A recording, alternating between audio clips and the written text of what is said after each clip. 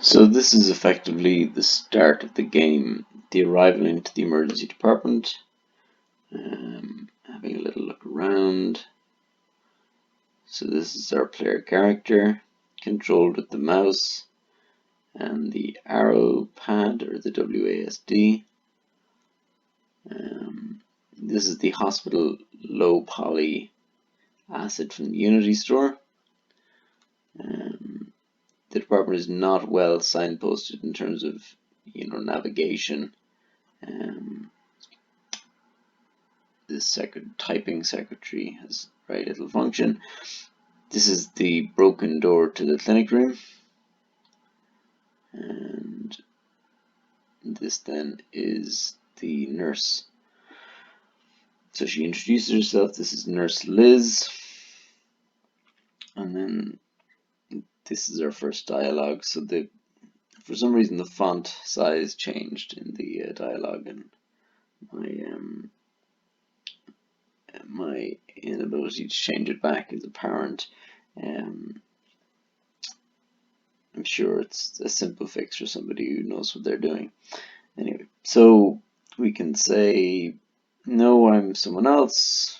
Found the stethoscope in the toilet. Everyone seems to think I'm a doctor. So these are actually fleshed out. The later dialogue options, there's only one way of playing them, but these you can say, everyone seems to think, found the Joker in the back for you to see a patient. Didn't you hear me? I clean toilets. I have no medical training. Because if I find out you're one of the new doctors, I'm going to speak to your consultant. So then you can say, lady, I am the consultant. Yes, I'm one of the new doctors. Connor is my name. So this is the point where you decide whether or not you're going home early today or you're actually going to see some patients. So this is St. Gwynforth's Hospital. For want of a better name for a hospital, are you free to see a patient? So this is where I've put in Git as just sort of an idea. So it's somebody who has low either collegiality or charisma, and then lazy, somebody who's got poor conscientiousness, usually like to come in and get a coffee and a muffin and sit around for a bit. Also, I haven't washed my hands to ask somebody else. These are actually fleshed out. These can be clicked on, and ideally, in the game or in the final prototype, it will be possible to click on some of these answers. I might just see what the lazy one ends up as. How do you think you could change your routine to see this patient first? There's a hand sanitizer in the cubicle. I'm afraid not. It wouldn't be fair to me, and that's who I am. So you see why I need my muffin. I fear my blood sugar is dangerously low, and that could cloud my judgment. So this is if you've got high intelligence or high book smarts. I suppose I could make an exception just once. What is the patient coming with? 54-year-old lady with chest pain. This is her ECG. She's in cubicle 1. ECG looks fine. Normal sinus rhythm. Is she still having chest pain? So ideally, a pop-up would have come up here to actually review the ECG. It used to, but it doesn't seem to at the moment for some reason. So you can say the ECG looks fine, or you can say the ECG, can you show it to registrar? I'm not too sure about it. So in this scenario then we'll say ECG looks fine. Pretend we saw it. Central attrition chest pain for the last 90 minutes. Okay, I'll go and see her now. Or you can say, sure, I can see her. Would you mind repeating the ECG in 30 minutes? So really we should say, would you mind repeating an ECG in 30 minutes? What's wrong with the first ECG? I did it myself. Just want to see if anything has changed since the first one. I'm not sure about the lead placement. The thick is the word that I've chosen to describe somebody who has low book smarts, low intelligence. I don't know. I just figured another ECG might be a good idea in case we lose the first one. So obviously that's not the reason why you want another ECG. We'll say it anyway. Just you can say any of these options. This is when I thought it would be easier to produce a large amount of dialogue by myself, but obviously not. I just figured another ECG might be good. So, obviously saying this to the nurse is going to drop your reputation. We'll be careful. See the patient, cubicle 1. Okay, so that's our dialogue over. Now we'll go and see the patient. We have, the patient. We know that the patient is in here, but obviously we'll need better navigation signposting for the players so they know their way around the department. Desk portal is over here. Obviously there's no way for the player to know that. The only one who knows that is me. So we've spoken to the nurse. The nurse wants us to see the patient in cubicle 1. So we'll go in and see the patient. Obviously these avatars that we have for the player characters are not ideal. I attempted to use Uma, another Unity asset, but I couldn't get my head around it, so this is as good as we have for the moment. So E to talk to this patient. Okay, are you a doctor? Yes, I'm Connor, one of the doctors. How are you feeling? It feels like there's a yak on my chest. Can I have something for the pain? Yes, certainly. Have you taken anything yet? I think we should try to figure out what's wrong first. Can you tell me why you came to the hospital? So that's opening patient portal. It all becomes clear now you're an addict. So this is where you can accuse the patient of drug-seeking behavior if your collegiality or charisma is very low. Sounds like you're having a heart attack and going to thrombolize you back in a minute. So that's kind of probably the low intelligence character as well. Not every patient with chest pain is having a heart attack, and equally thrombolysis is not an appropriate treatment for somebody who is having a heart attack with a normal ECG, or effectively normal at least. I think we should try to figure out what's wrong first. So that's the appropriate option. So we'll say this. So this is opening patient portal.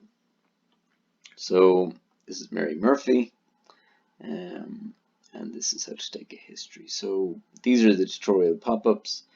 They vary in terms of their how well they look and their size. I mean, if there was a more level of uniformity to them, then they would be better, but for the moment they will do. So extensive history and exam will provide more information when time is of the essence or diagnosis apparent. Brevity may be more sensible. Obviously this is from very early on the development of the mini prototype. The idea behind the medications that are the history element of varying degrees of importance or relevance hasn't factored into this at all. That's very much so for a later prototype, but for the moment our choices are to take a brief history or an extensive history. Our medications are provided, so these are the medications the patient is on, and then we can take a brief history or an extensive history. The 15 referring to the fact that that is how many time points in extensive history will cost, and then 5, obviously 5 for a brief history. So we'll say extensive history. 15, 20 seems to have been taken there for some reason. Irrelevant. So this is the history that the patient provides. So that's fine. So then we can click on exam. So we can do a brief exam or a full exam. The observations are provided because they would have been done at triage. So then we can brief exam or full exam. We'll say full exam. So then this is what we find in the exam. Our ECG. So we have an ECG done. So this is an early version of what I thought ECG interpretation would look like, where we can actually physically interpret the ECG ourselves, or we can say it's non-concerning, which is free, so you can just look at it quickly and sign it and say that's fine, or we can ask for a reg review, which is 10. So the reg review will remain as an option, but the idea of interpreting the individual elements of the ECG is probably a non-runner. So we'll just say it's non-concerning for now. So we've said the ECG is non-concerning. We return to the patient portal. Okay, and then imaging. So X-rays will happen automatically within reason. You can't book it, or you shouldn't be able to book an X-ray of the whole body or anything like that. but any other modality will need to be discussed with the radiologist. So if you want a CT or you want an MRI, it's something you'd have to call the radiologist about. Okay. So these are our imaging options. So at the moment, ultrasound is not available, MRI is not available, CT is also not available, but it's less obviously not available. So we're going to get this lady a chest x-ray. So we can choose the scan required, confirm request, and then order a reporter on a departmental computer. Try to keep the patient's radiation exposure displayed in millisieverts to a minimum. The idea here is, as included in the document, that patients will have a maximum millisievert or radiation exposure number, and to go over that would, reduce your experience points for that patient. And if you do it too consistently, you'll get a reputation for being somebody who is, overscans patients, overdiagnoses things, etc. So chest x-ray. So as we hover over it, it says how many millisieverts there is in a chest x-ray. It deducts the time points now. 0.1 millisieverts, so 5. So the chest x-ray is booked. We can cancel it, get our millisieverts back, and then rebook it again. We can also get a PFA, but it's not indicated in this case. And we can return to imaging if we want to add a CT or anything like that. So we can look at the bloods that we want for the patient then as well. So choose the blood test required to work up the patient correctly and assist your diagnosis. Only order the relevant blood tests to reduce lab workload, cost, and potential for overdiagnosis. So that's fair enough. So this patient already has a cannula. It's not reflected in anything. Also, it says unavailable because there's nothing beyond this screen. So over here we can see that this patient has reasonably difficult access or moderate access. Our skill is very low, so we give 20 for our skill, and then our cannulation skill is even lower than that. So we'll take bloods. So for the purposes of this, we'll say that we have one phlebotomy kit here available. So just up here, this is obviously a very poor representation of that, and for the moment it's okay. And then we can attempt to take bloods. So this is a guaranteed success just by virtue of the way the math works out. It's 100% success. But obviously for somebody with 20% phlebotomy skill and 100% or 50% difficulty of access, this would be not 100%. So we'll just attempt one.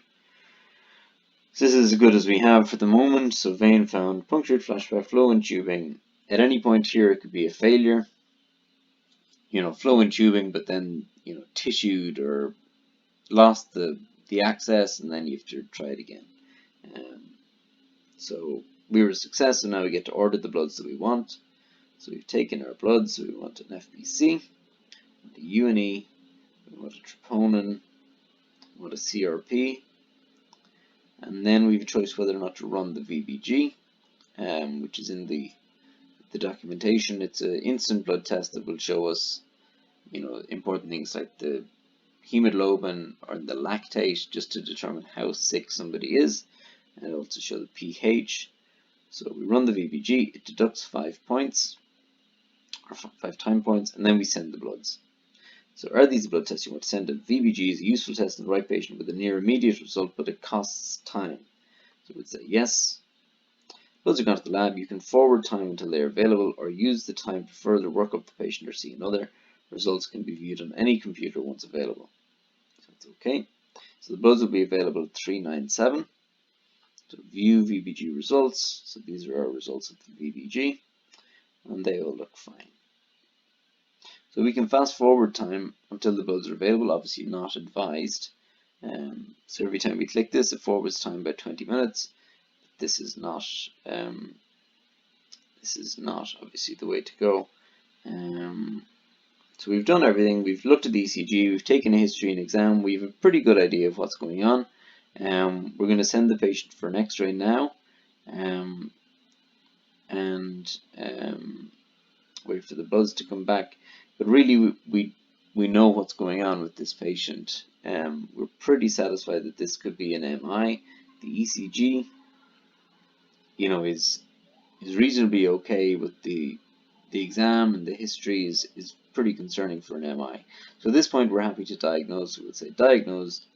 So for chest pain, there are all these options, and we'll go for cardiovascular. We'll go for ACS MI, confirm the diagnosis of ACS or MI, and then refer the patient to the appropriate inpatient specialty. We can do that at any point. That can be done now, or I think I do it in a later video as well. But it can be done now or later. So we return to the patient. What is wrong with me, doctor? I think you're having a heart attack. We need to take blood and get a chest X-ray. We've already taken bloods. We just need to get a chest X-ray. So that's a little bit out of sequence. Anyway, so we're going to go and order the chest X-ray now. We may speak to the nurse. But just swing by the clinic room for a look. And we'll just have a quick look at the clinic room. So this is where you go to get some kits for taking blood or putting in a cannula, or any kits that you need. Go to the clinic room. The animation should be like Clyde in GTA 3. When he goes into a safe house, he arrives at the door, he runs in, dialog box comes up. In GTA 3 you save the game. Here you're picking your kits for blood taking or lumbar punctures or whatever it is. So you wander up to the door, and as you walk in, the dialog box comes up. So it contains the kit required for phlebotomy, IV cannulation, and other procedures and sampling. Acquiring multiple sets of the items required takes time, but so does returning after a failed attempt. So you can grab 3 kits for doing a cannula or taking bloods. If you think you're going to have some difficulty, very rarely patients will accept more than 3 attempts from the one person. Let's say okay, so we can do venous sampling, arterial sampling, urinary, which would be a catheter, or other, which are unavailable. So we'll go venous. How many kits do we want to bring? Do we feel lucky? So the idea is to bring 1 kit costs 2 minutes, 3 is 3 minutes, or 2 is 3 minutes, and 3 is 4 minutes. So it's 2 minutes to collect your first kit, and then 1 minute after that. So we'll say that we'll try 3 times, or we'll try 2 times, we'll try 1 time. We'll just say 1 time because I know it's a guaranteed success. So 1 set will be enough for 1 attempt at phlebotomy. If you fail, you will need to return for another set. So that's fair enough. Confirm. So we have available 1 phlebotomy kit for Mary Murphy. So return to the clinic room, and that's all you want to do. So exit clinic room.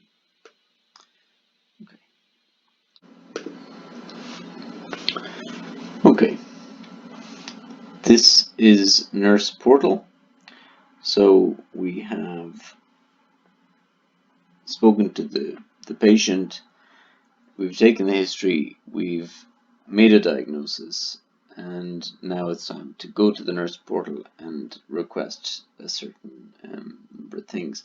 So from Nurse Portal, this is basically how to, rather than going through dialogue to inform the nurse what your plan is, this is just asking for certain things from the nurse in order to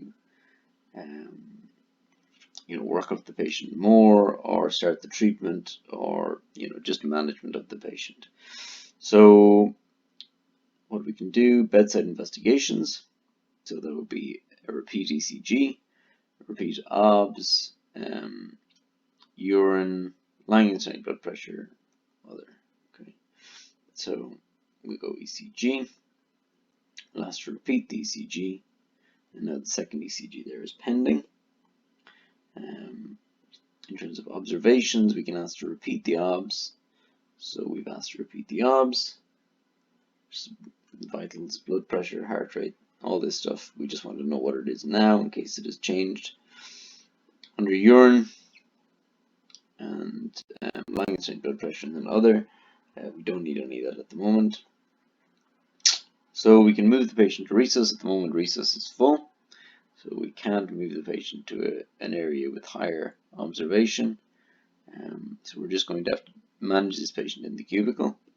And then, so treatment then. So what are we going to give this patient in terms of treatment? So these are the options in terms of treatment. Obviously, this patient does not need any casting. If they're, they've no fracture, they don't have any wounds. At the moment, fluids not indicated. Oxygen levels seem to be fine. So we'll ask for some medication. So our diagnosis at the moment is that this patient has an MI or is having a heart attack. So we'll go for the suggested medications. So for the diagnosis of acute coronary syndrome or MI, we'd be looking to give the patient some antiplatelets. So down here we can see that these medications were already given. So had some paracetamol for the pain, had some aspirin in the ambulance. So the next medication of choice would be ticagrelor. So we'll give that, and now it's charted down here. And we can go back and we can give some GTN spray. So we give 2 puffs of GTN spray. And that's charted down here as well. And then we'll give some more analgesia. So we'll give this patient 5 milligrams of morphine. So now that's charted as well. Okay. So we can go back. So this is the route. So in terms of bedside investigations, we're happy. Another ECG and repeat OBS. Treatment, we're going to give these medications, and then we can't move the patient to resus even though we want to, and we're not going to discharge the patient. So we'll return to the nurse. Quite a few patients at the moment, so it might be a while before I get to these jobs. Which job is most important, and I'll prioritize that. So we can say we want the second ECG now, we want the medications to be given, or we want repeat OBS. These are our choices, but this patient is quite unwell, so we'd like the nurse to make her the top priority. Now saying this to the nurse is going to drop her reputation initially, because you can't be saying, I want all of my patients to be the top priority, because eventually you're, the boy who cried wolf kind of thing.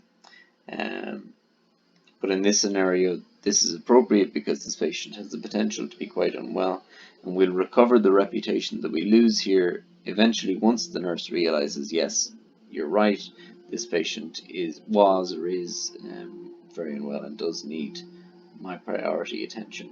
Isn't her ECG basically normal? All my patients need attention. This is an emergency department. So I'm sorry, when you get a chance, could you please send the patient? So you can kind of fall back and be like, well, okay, fine.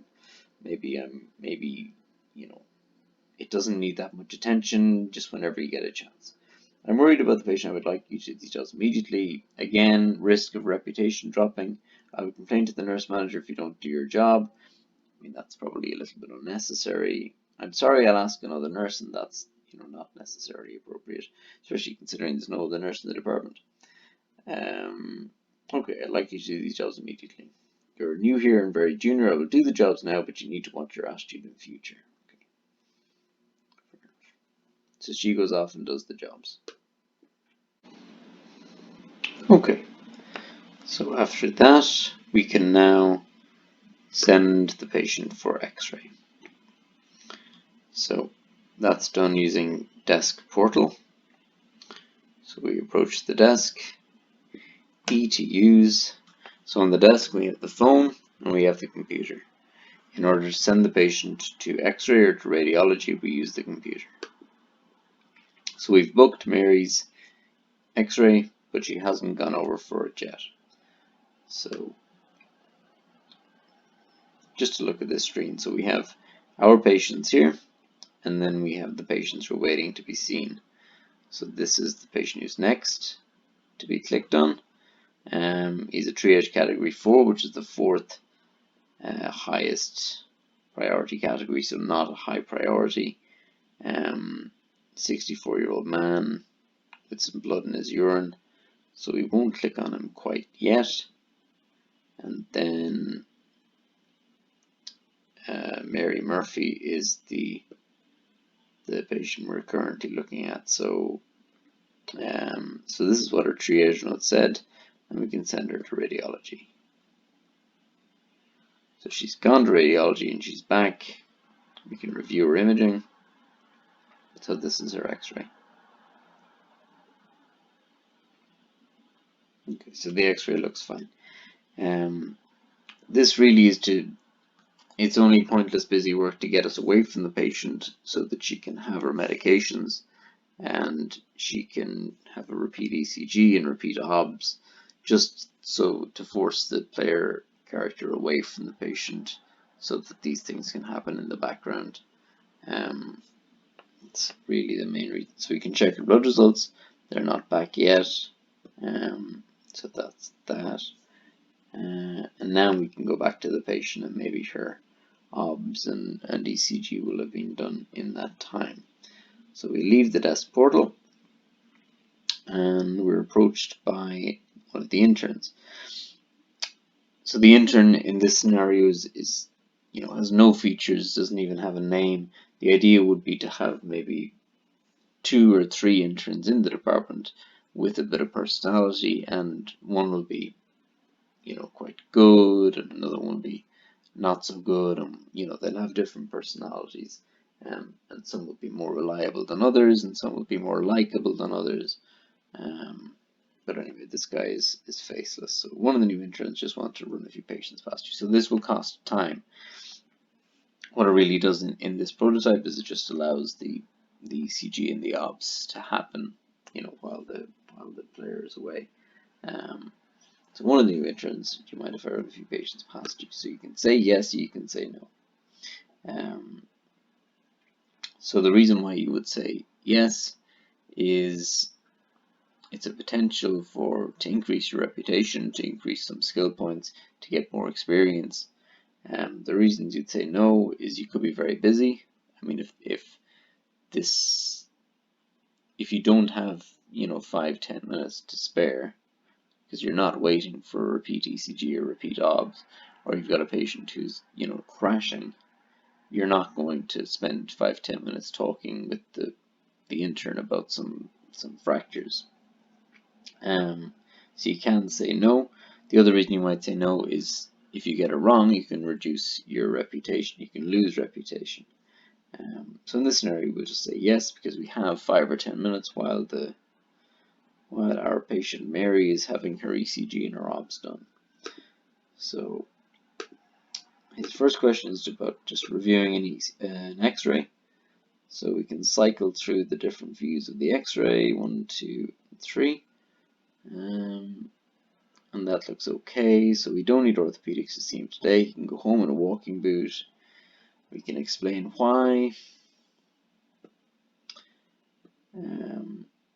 Pretty straightforward. So he's asking about a lady with red legs, whether or not she needs antibiotics. The idea is to basically teach that having 1 red leg is likely cellulitis, having 2 red legs is very unlikely cellulitis.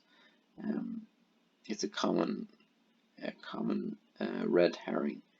So the advice here is that it's rare and that you need to do a little bit more workup than just calling it cellulitis. And then the final thing is just to review an ECG form. So nurses will do ECGs at triage for any patient with any suggestion of kind of chest pain or palpitations or any kind of cardiac problem. And then they will ask a doctor to review them. This intern was obviously not confident to review the ECG himself, so he's approached the SHO, who can either say that it's fine or that they need to go to resus or that they're not happy to comment on it, etc. So anyway, it looks fine. So our reputation will go up on the basis of the fact that we've engaged the intern, we've answered his questions. But if we've gotten them wrong, then in the summary our reputation will go down. Okay, so that's done. So now as we make our way around, so we get a pop-up to say that the OBS and the ECG have been done and they've been added to the patient's patient portal. So we can go and see her. So now the hope is that enough time has passed, that the nurse has done the ECG and the repeat OBS on the patient and given the medications. So we can go back and talk to the patient. Are my blood results back yet? Not yet. How is the pain? Yes, they're normal. So the bloods aren't back yet. How's the pain? Still there. I think the medication helps a little bit. Okay. Get the nurse to give you more pain relief. Let's look at your ECG. We can get you home with some pain relief as long as you follow it. Oh, sunscreen. I'm going to need to thrombolyze you back in a minute. Okay.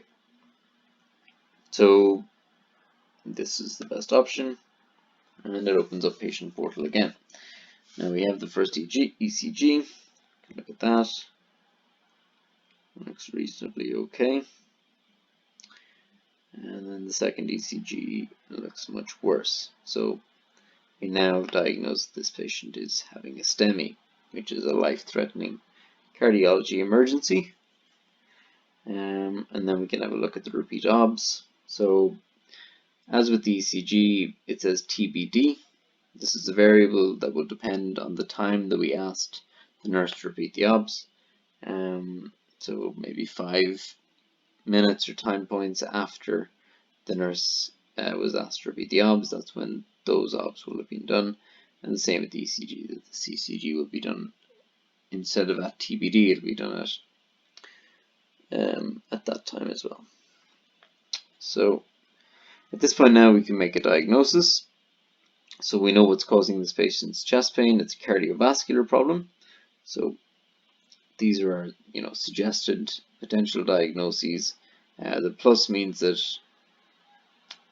there's more under that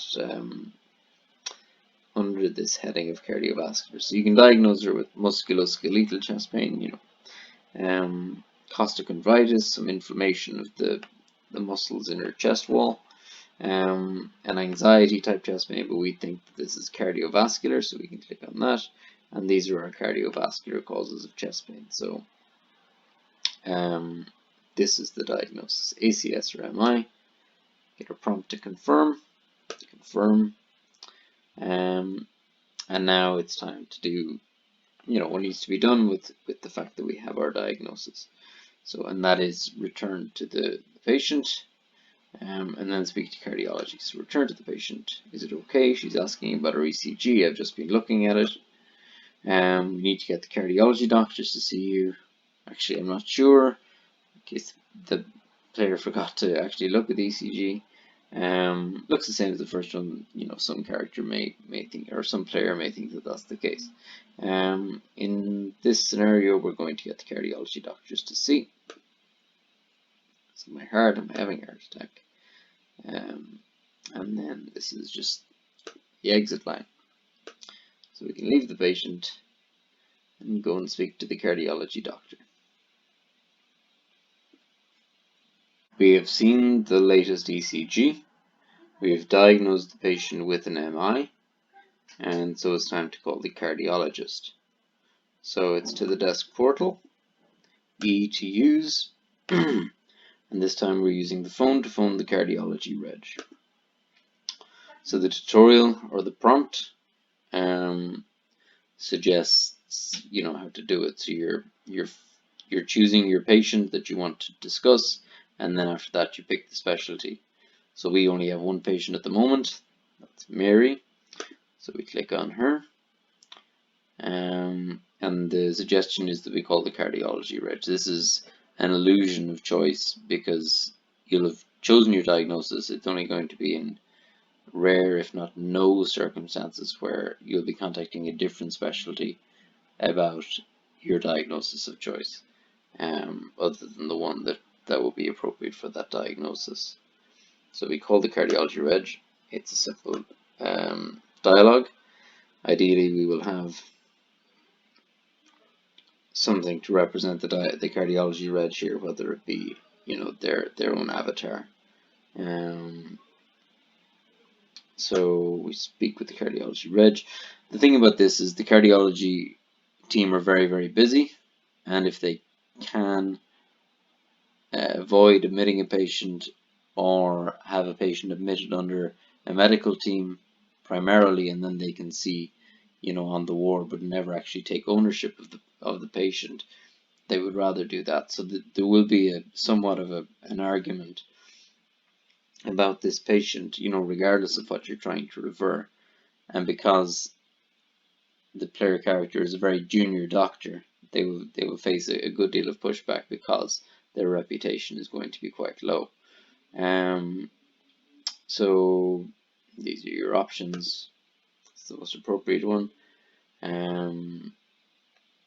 So if you have a junior doctor on the phone, they're going to try and make you discuss it with the ED registrar, because there is a good chance that if the SHO speaks with the registrar may say that's not appropriate for cardiology. You can refer that to medics, or you can send that home. But in this case, the patient is very unwell and is in fact having a STEMI. So you're saying it's a STEMI, probably not a STEMI, because often STEMIs, there's a lot of STEMI mimics in the department, possible, or in emergency medicine. So then a few joke answers or a few alternative answers, and then this is what you're saying. You're trying to sell the idea that this is a very unwell patient to the cardiology reg, so that you will come down and see them now.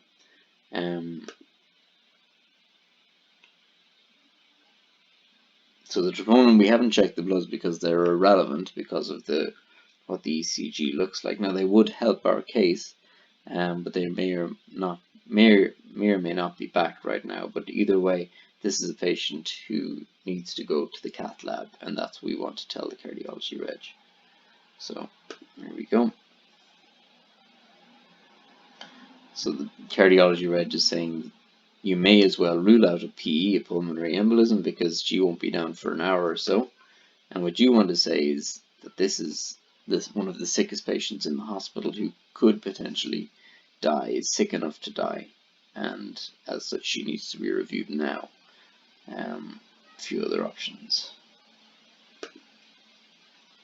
So this is one of those scenarios or dialogue pieces which should make the player character think that, oh, maybe I haven't quite gotten this right, maybe I'm wrong, maybe I'm going to get in trouble with my consultant because I was overly forceful about this patient to the cardiology reg, when in fact there isn't, this patient does not have a major problem, that requires immediate attention. Maybe this is wrong. So your reputation will drop just by the virtue of the fact that you're a junior doctor who's speaking this way to a senior doctor. So your reputation will drop, and because you're right, eventually later on you will recover that point of reputation. That does not appear in this current prototype, the demonstration of your reputation dropping, but it should. And then the cardiology reg is giving some advice on what to do next in terms of treatment. And then, so generally speaking, most player characters will get these two dialogue choices, which are okay, basically yes, I'll do that, or no, I won't do that. So a nitrate infusion is not appropriate in this patient because, as per their ECG, it's an inferior MI, and so a nitrate infusion would not be the right treatment of choice. And anticoagulation is not appropriate because this patient should be going to the cath lab. So no is the appropriate response, but for extra points, if the player character has put points into cardiology, in terms of them being a tag skill in their character creation, then they can choose this as an option, and increase their reputation points. So while some players will know not to give that treatment, the player will know not to give that treatment, but the player character may not. So they can just say no, just come see the patient. The player who has chosen the cardiology tag skill then can have this as one of the dialogue options. And Stephanie is on her way down. Okay, and having spoken to the cardiology reg, now you can go and either speak to the patient or speak to the nurse. So the nurse is over here, and E to talk. And we find that the nurse is having a conversation with somebody in the community over the phone who is being unreasonable, making unreasonable requests. And this is just a humorous piece of dialogue. We can click through.